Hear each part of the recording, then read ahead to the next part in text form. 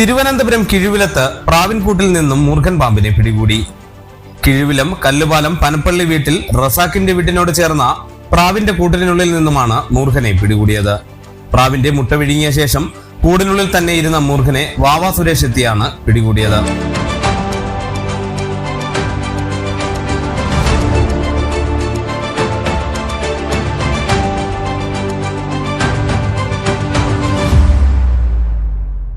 മൂർഖന് ഏകദേശം 5 അടിയോളം നീളമുണ്ട്.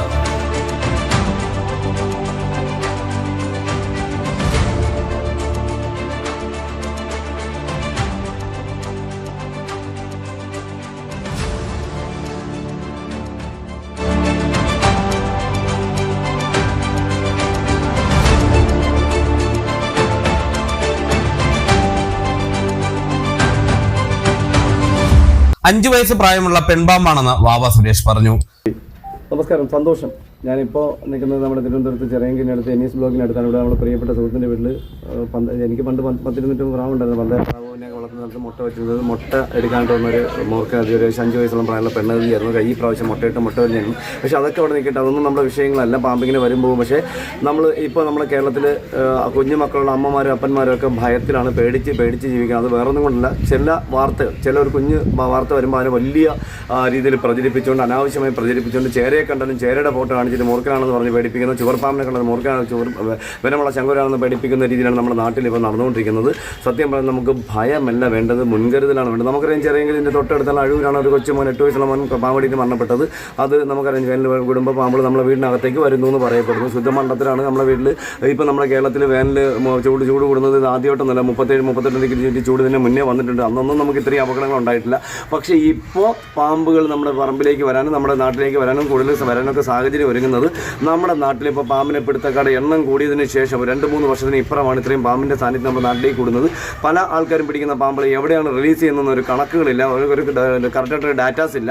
ഇതൊക്കെയാണ് നമ്മുടെ നാട്ടിൽ അപകടം ഉണ്ടാകുന്നത്. പിന്നെ ഇപ്പോൾ നമ്മുടെ നാട്ടിൽ നമ്മൾ അറിയാലോ, നമ്മുടെ ആൾക്കാരൊക്കെ ഇപ്പോൾ നമ്മുടെ ഭയങ്കര ചെടിയെ സ്നേഹിക്കുന്നവരാണ്, ഇപ്പോൾ തെരുവ് നായ സ്നേഹിക്കുന്നവരാണ്, തെരുവ് പൂച്ചകളെ സ്നേഹിക്കുന്നവരാണ്, പക്ഷികളൊക്കെ സ്നേഹിക്കുന്ന ആൾക്ക്. ഇതൊന്നും വേണ്ടെന്ന് ഞാൻ പറയുന്നില്ല. പക്ഷേ ഇതൊക്കെ നമ്മൾ ആവശ്യത്തിന് വേണം. കാരണം നമ്മൾ ചെടി വെക്കുന്ന സമയത്ത് വീടിൻ്റെ മുറ്റം മുഴുവനും ചെടിച്ചട്ടികൾ അടുക്കി വെക്കുക, അത് സിമെൻറ്റിലോ ഇന്റർലോക്കിൽ വെക്കുക, ഇഷ്ടികയിൽ വെക്കുക, താബൂക്കിൽ വെക്കുക, ഇതൊക്കെ അപകടങ്ങളാണ്. ഈ പടർന്നു നടക്കുന്ന ചെടികളൊക്കെ ഒഴിവാക്കുക. പരമാവധി നിങ്ങളുടെ വീട്ടിൻ്റെ മുന്നിലും പിന്നിലുള്ള വാതിൽ പടികളിൽ പടി പടി വെക്കാൻ നിങ്ങൾ ശ്രമിക്കണം. വീട്ടിനകത്തുനിന്ന് വേസ്റ്റ് വെള്ളം പോകുന്ന സ്ഥലങ്ങൾ, ഇപ്പോൾ അടുക്കളയിൽ നിന്ന് സിങ്കിൽ നിന്ന് വെള്ളം പോകുന്നതായിക്കോട്ടെ, കുളിമുറിയിൽ നിന്ന് പോകുന്നതായിക്കോട്ടെ, നമ്മളെ വാഷ് മെഷീനിൽ നിന്ന് പോകുന്നതാവട്ടെ, ഇതെല്ലാം അകത്ത് നിങ്ങൾ MC-യിലൊത്ത് സാധനം വെച്ച് അടയ്ക്കണം. ഇതിനകത്ത് വരാനുള്ള വഴികൾ ഒരുക്കാതിരിക്കുക.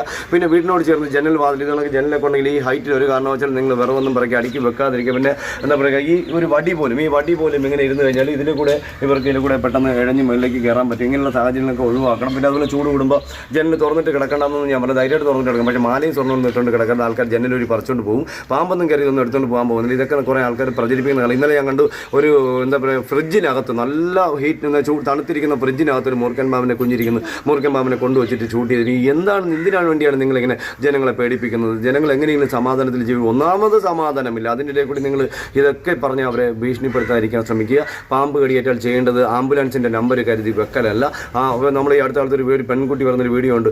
പാമ്പ് കടിച്ചാൽ നിങ്ങൾ വീട്ടിൽ നിന്നാൽ മതി, ആംബുലൻസ് ഒന്ന് കൊണ്ടുപോകും, മൂക്കിൽ പഞ്ഞി വെച്ച് മോർച്ചറിയിലോട്ട് കൊണ്ടുപോകാനേ പറ്റുള്ളൂ. ഇങ്ങനെ മണ്ടത്തിലൊന്നും പറയാതിരിക്കുക. പാമ്പ് കടിയേറ്റ് ചെയ്യേണ്ടത് എത്രയും പെട്ടെന്ന് പാമ്പ് കടിയേറ്റാൽ മെഡിസിനുള്ള ഹോസ്പിറ്റലിൽ ഏറ്റവും നല്ലത് നമുക്ക് തിരുവനന്തപുരത്ത് മെഡിക്കൽ കോളേജാണ്. അതുപോലെ ഹോസ്പിറ്റലിൽ കൊണ്ട് ഒരു കാരണവശാലും താലൂക്ക് ഹോസ്പിറ്റലുകൾ പോലുള്ള സ്ഥാപനം നിങ്ങൾ സമീപിക്കാതിരിക്കും. കാരണം അത് കുറ്റം പറഞ്ഞിട്ട് കാര്യമില്ല. അവിടെ ചെറിയ പനിയോ ജലദോഷമൊക്കെ വരുന്ന ആൾക്കാർ അവിടെ വരണം. അപ്പോൾ അതിനുള്ള ഡോക്ടർമാർ അവിടെ ഉണ്ടാവും. നല്ല പാമ്പ് കടിച്ചാൽ കൊടുക്കുന്ന എക്സ്പീരിയൻസ് ഉള്ള ഡോക്ടർമാർ അവിടെ ഉണ്ടാവുകയില്ല. രാത്രി ചിലപ്പോൾ ഉണ്ടാവാൻ സാധ്യതയില്ല. അപ്പോൾ അതുകൊണ്ട് ഒരു കാരണവശാലും വെയിറ്റ് ചെയ്യരുത്. അതിസാഹസികമായാണ് മൂർഖനെ പിടികൂടിയത്. പ്രാദേശികം ചിറയൻകീഴ്.